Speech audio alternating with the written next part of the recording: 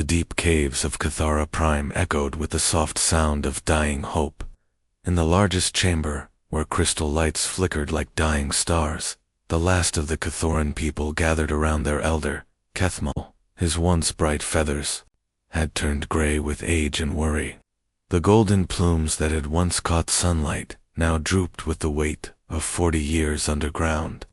"Tell us again about the sky," whispered a young Kitharan named Zira. Her wings were small and weak, nothing like the strong wings her grandmother once had. She had never seen the surface world, never felt real sunlight on her feathers. Kethmal closed his tired eyes. "The sky was blue, child. So blue it made your heart sing, and we flew through clouds that felt like soft cotton against our wings. Our cities stretched across the horizon, tall and beautiful, filled with the sound of our people's laughter. The old stories felt like dreams now. Everything had changed the day the great burning came from space. The sun had thrown fire at their world, and that fire had killed everything. Their machines stopped working. Their cities burned. Most of their people died in the first few days. Those who lived ran deep into the earth, hiding in caves there. Ancestors had carved long ago. That was 40 cycles ago. Now only 3,000 Kitharans remained from a race that once numbered in the millions." Vera walked through the narrow tunnels between the living chambers, counting supplies as she did, every day. The numbers never got better, only worse. The mushroom farms were failing again. The water from the deep wells tasted more bitter each season. Their medicine was almost gone, and the knowledge to make more was dying with their elders. She stopped at the nursery caves, where the youngest Kitharans huddled together for warmth. So few babies were born now, and those that came were often too weak to live. Their special gift, the ability to feel electricity in the air and speak to machines with their minds, was fading. Each generation was weaker than the last. "Vera," called Elder Kethmal from behind her. "Come, we must speak." She followed him to the council chamber, where the other surviving leaders waited. Their faces were grave. She knew what this meant. "The eastern caves have failed," said Elder Tethran, his voice heavy with sadness. "The air cleaners stopped working 3 days ago. We lost 12 more families before we could move them." "And the children?"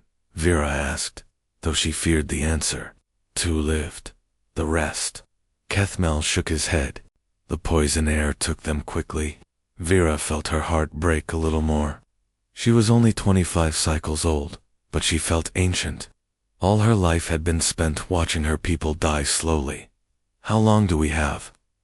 The elders looked at each other. Nobody wanted to say the words. They all knew. 2 seasons, maybe 3, whispered Elder Yathara. "The main air system is failing. When it stops, we all stop with it." Silence filled the chamber. For so long, they had fought to survive, hoping someone would find them, hoping their luck would change. But hope was a luxury they could no longer afford. "Perhaps," said Kethmal slowly, "it is time to accept the truth. We are the last. When we die, the memory of our people dies with us. Our songs, our stories, our way of seeing the world, all of it will be gone forever." Young Zero appeared in the doorway, listening with the wide eyes of a child who understood more than she should. "Elder Kethmal, are we really going to die?" He knelt down to her level, touching her small face with one gentle claw. "All things die, little one. Trees, stars, people, even whole worlds. It is the way of things.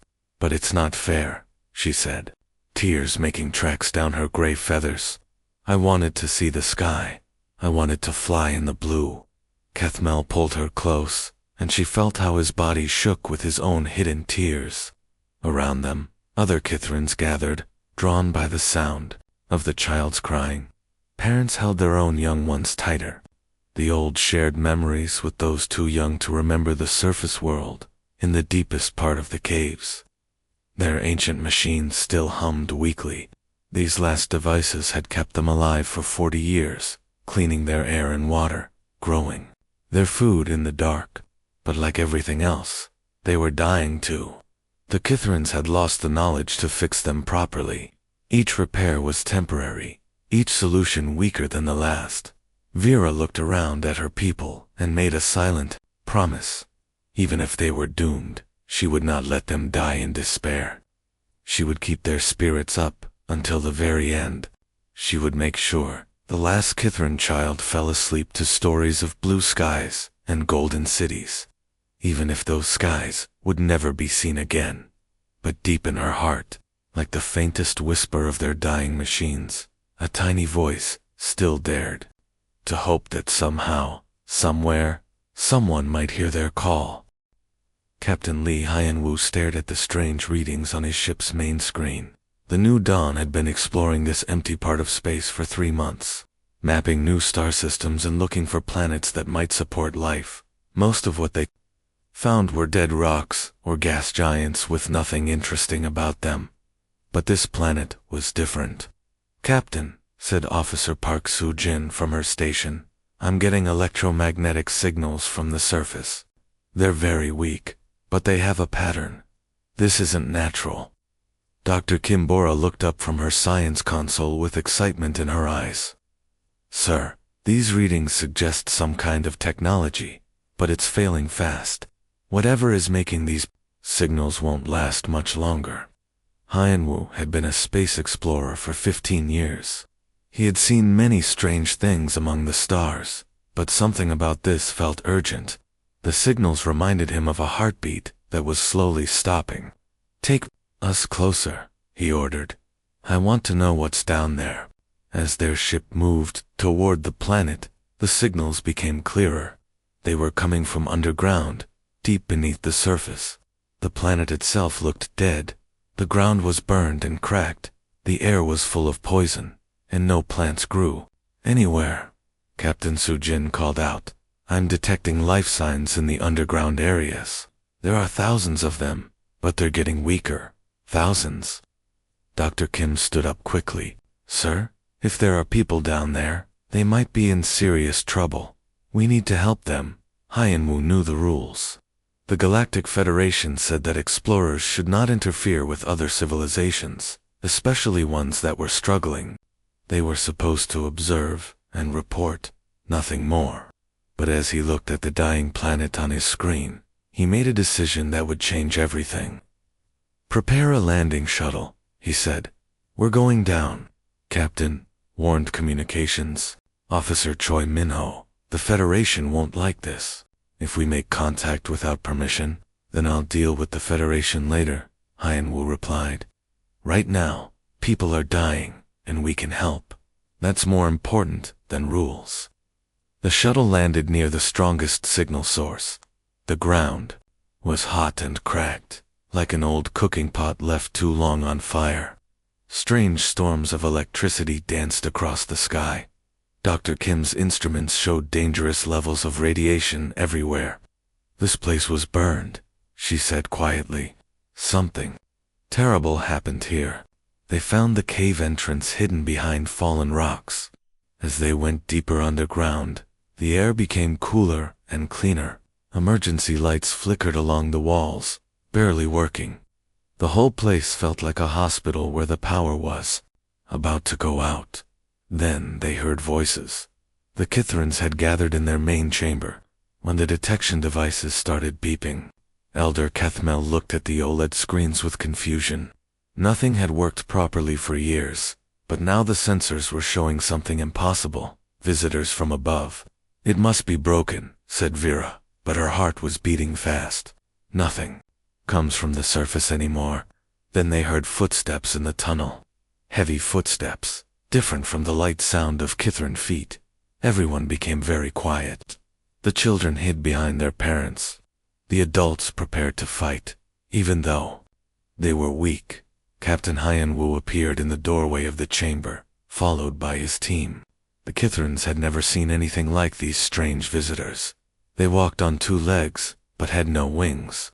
Their skin was smooth instead of feathered, but their eyes were kind, and they moved slowly, showing they meant no harm.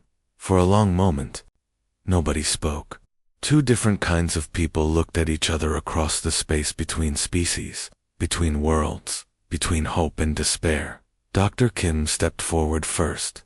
She had a translation device that could learn new languages quickly. She held it up and spoke in a gentle voice.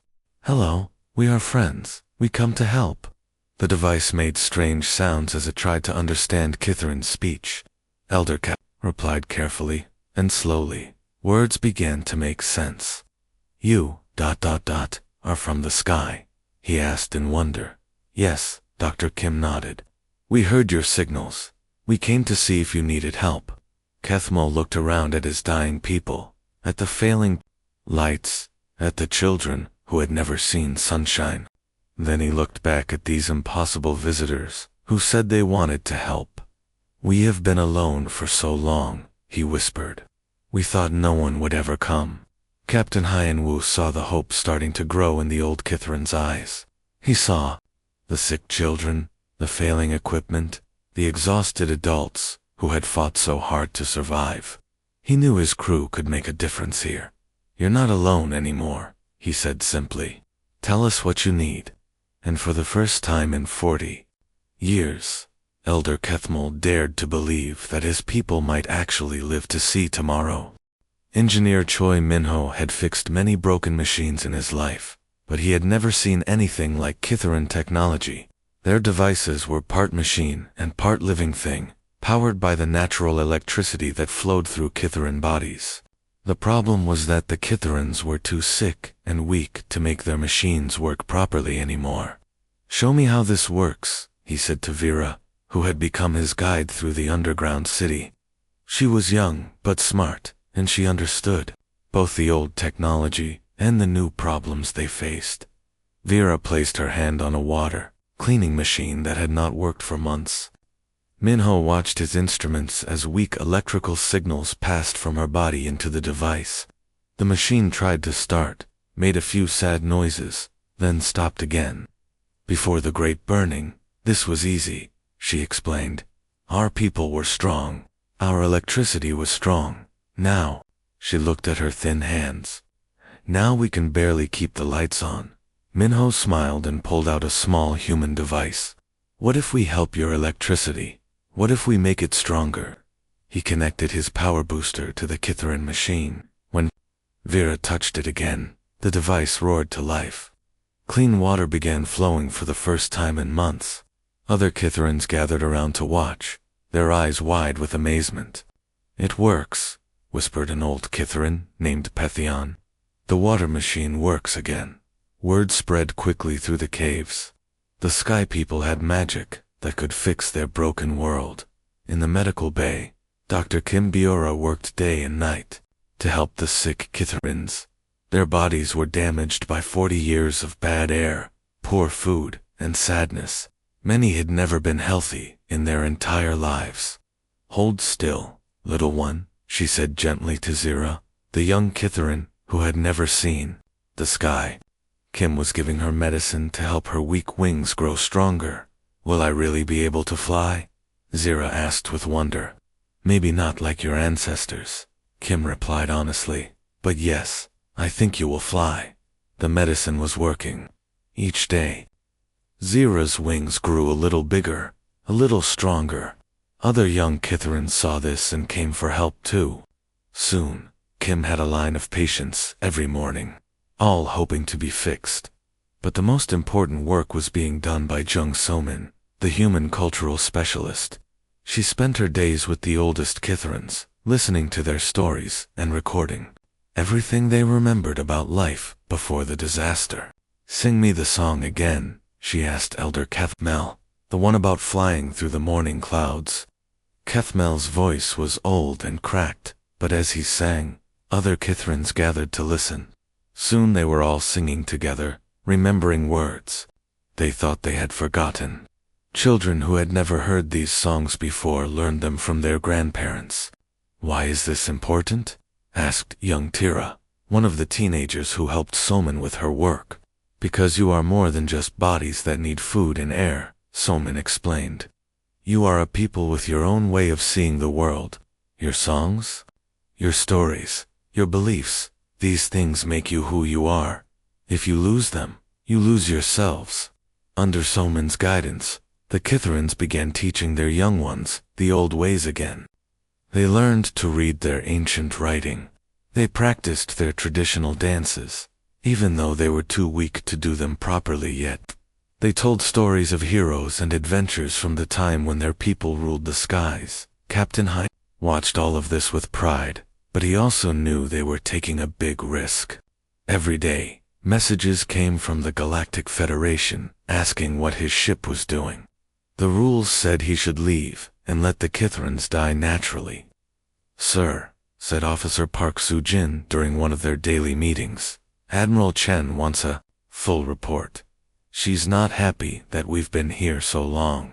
Tell Admiral Chen that we found people who needed help, and we helped them," Hyen-woo replied. "If she doesn't like it, she can come here and see for herself. The Federation could end your career for this," Soo-jin warned. Hyen-woo looked out at the main chamber, where human and Kithran children were playing together. Minho was teaching young Kithrans how to fix their own machines. Dr. Kim was showing parents how to keep their children healthy. Soman was helping elders write down their most important stories. "Some things are more important than careers," he said quietly. The changes came slowly at first, then faster and faster.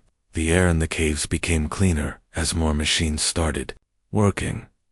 Food began growing in the underground gardens again.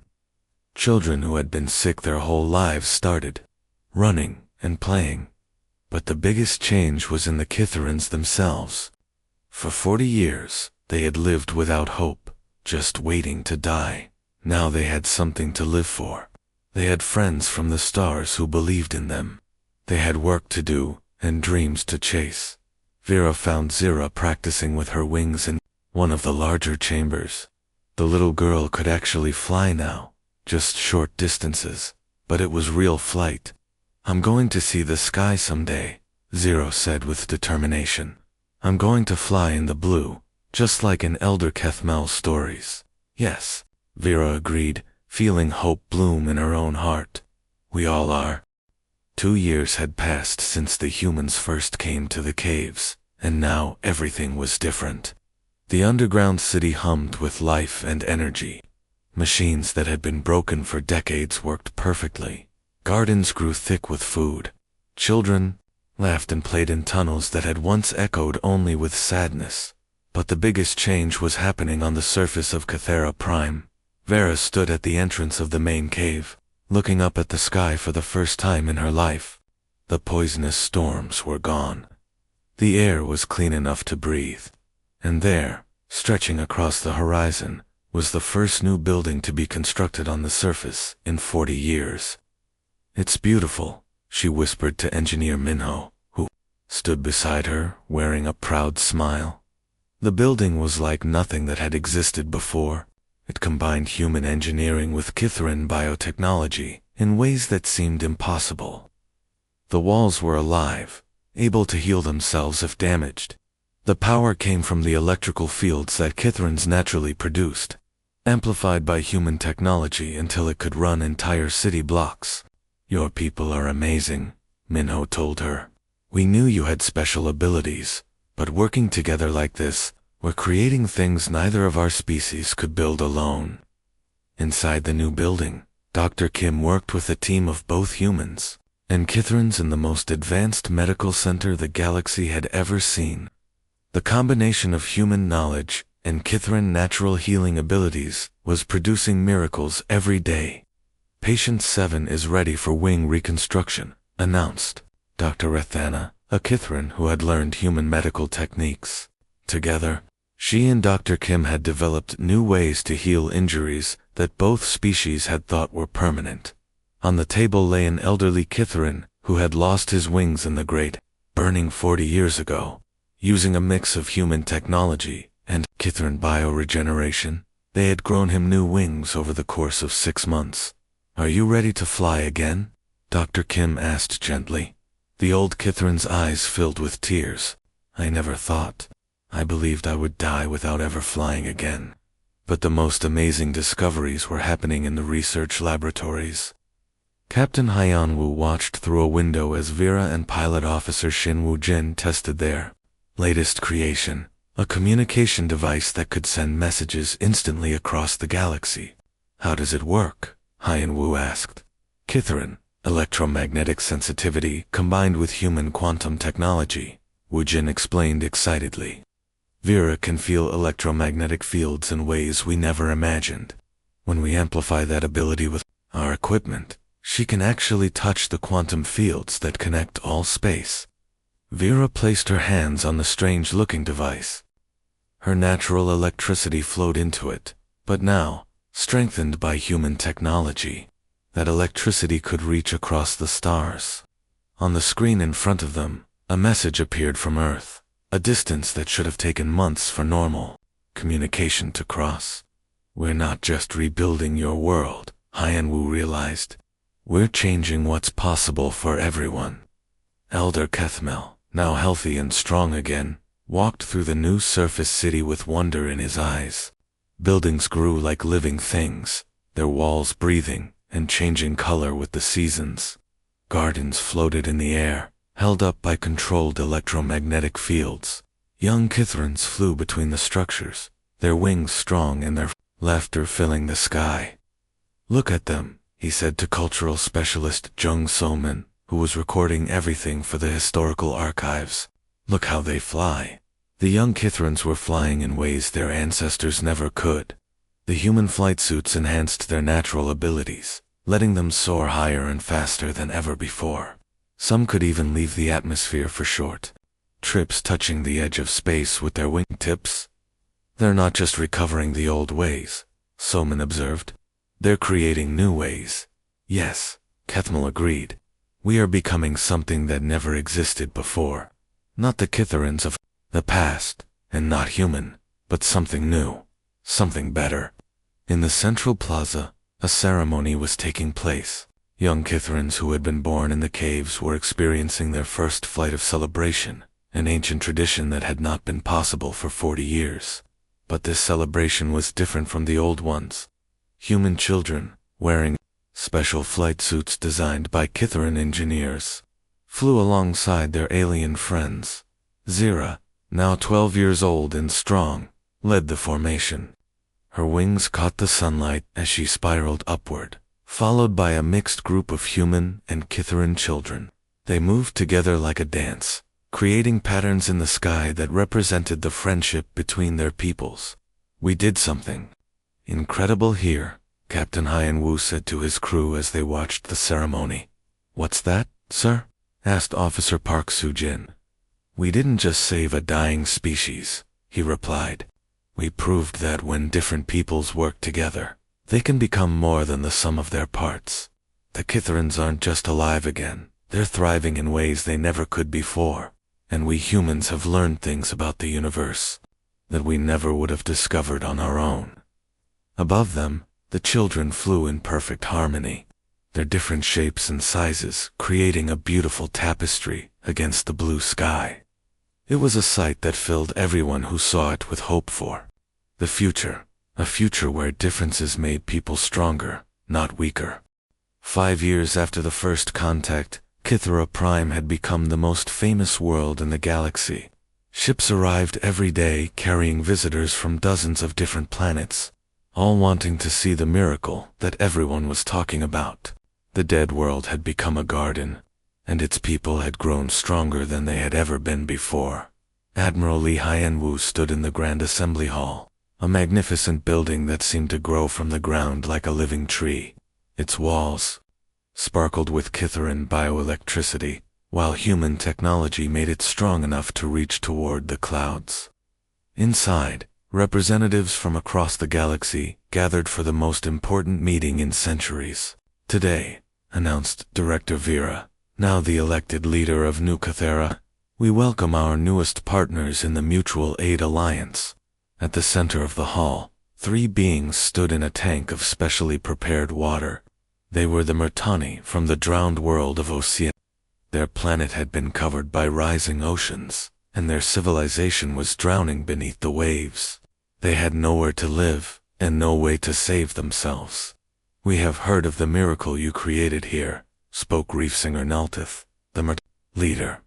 Her voice bubbled through the water translator. Our world dies beneath the water, just as yours once burned under fire.